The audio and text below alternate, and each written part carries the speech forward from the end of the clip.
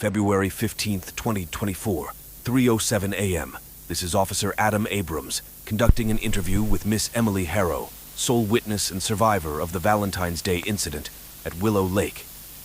Location: Precinct 12, Interview Room 1.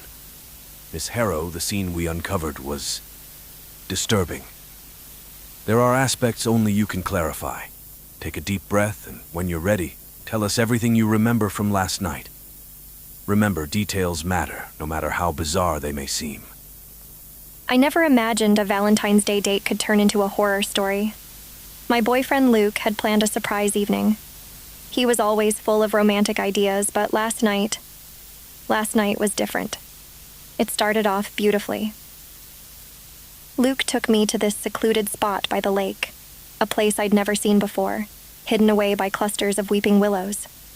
It was enchanting, with lanterns strung up, casting a soft glow on the water. It felt like a dream. After dinner, he suggested a walk along the lake's edge. The moon was bright, reflecting off the water, and the air was crisp with the promise of spring. I was wrapped up in the moment, in him, when I heard the rustling. It was subtle at first, like the wind teasing the leaves. But then it grew more frantic, more deliberate. I clung to Luke's arm, my heart starting to race. He whispered that it was probably just an animal, but as we continued to walk, the rustling kept pace with us. I could see the concern etch onto Luke's face as he peered into the darkness. That's when we heard it. A low, guttural growl that seemed to come from everywhere and nowhere. Luke turned to me, his eyes wide with fear, and that's when we saw them. Eyes reflecting the moonlight, watching us from the shadows. Without a word, Luke grabbed my hand and we ran. The growling grew louder, joined by a sound that will haunt me forever. The sound of heavy, deliberate footsteps crunching the gravel path behind us. We dashed through the trees, the lanterns now a blur of light as we passed them.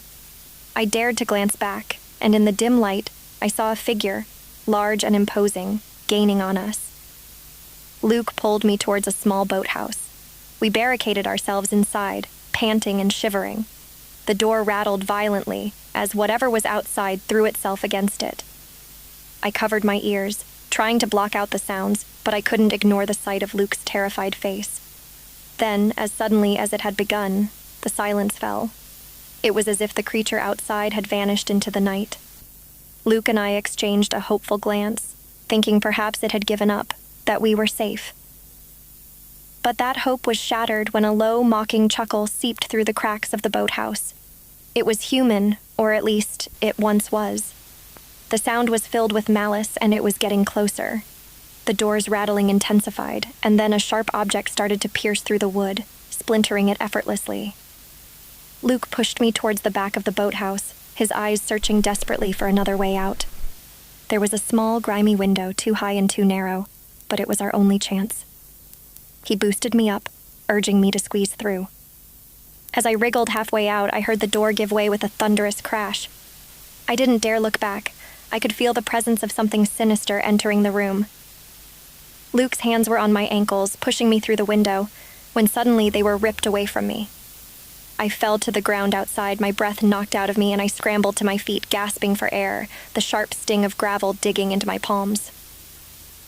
The boathouse was ominously silent now, but I knew I had to run. The moonlit path that had seemed so romantic earlier was now a twisted maze of shadows and dread. My heart pounded in my chest, each beat screaming for me to escape, to survive. I raced along the lake's edge, the chilling laughter now a distant echo behind me. Every rustle of the trees, every whisper of the wind felt like a breath on my neck. I was blind to everything except the overwhelming urge to flee from the nightmare that Valentine's Day had become. Suddenly, a hand shot out from the darkness, grabbing my arm. I screamed, my voice ripping through the silence of the night. I turned, ready to face my attacker, only to see Luke, his face a mask of terror and blood. "Run, Emily, run!" he cried out, pushing me forward before collapsing to the ground. I hesitated, torn between the urge to help him and the instinct to survive. But the decision was made for me. as another guttural growl vibrated through the air and the ground beneath my feet shook with the weight of approaching steps. I bolted, tears streaming down my face, leaving the love of my life behind.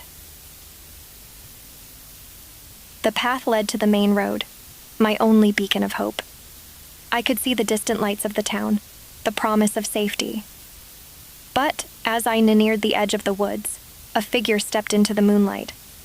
It wasn't Luke. It wasn't human. It stood on two legs, its form hulking and twisted, its eyes a pair of gleaming orbs. Panic seized me and I veered off the path, plunging into the underbrush, the thorns clawing at my skin. I could hear it now, the thing, crashing through the forest behind me. Its breath was a ragged snarl that curdled the blood in my veins. I stumbled over a root, my body slamming into the cold earth. Desperate, I crawled behind a fallen log, my whole body shaking. I clamped a hand over my mouth to stifle my sobs, praying it would pass me by. The woods fell silent once more, the kind of silence that presses against your eardrums, heavy and expectant. Then, the sound of footsteps approached, slow and deliberate. I dared not move, not even to breathe.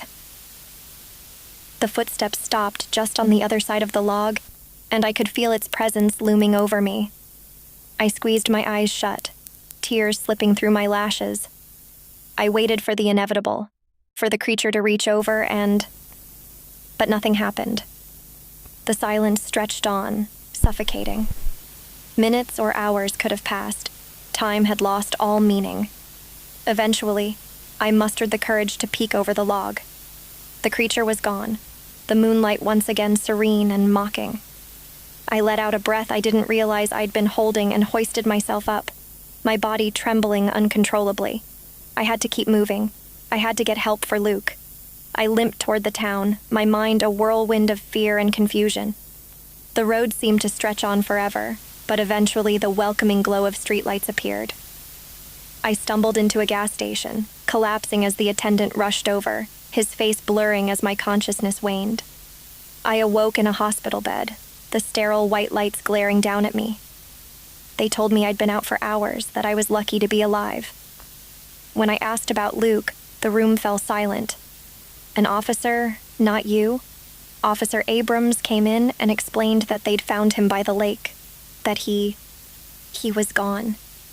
They said his injuries were savage, beyond any animal attack they'd ever seen. And now here I am, telling you this. And I can see the skepticism in your eyes. I know you'll think I'm crazy or looking for attention, but why would I have killed Luke? How could I have killed him like that? I loved him. And that thing, that monster, it was real. I could see it in your eyes, the doubt, the disbelief. But then something shifted. You paused the recorder. You leaned in, and in a hushed tone that sent new chills down my spine, you said, Miss Harrow, there's a detail I need to share off the record. We found something at the scene. Something that doesn't sit right.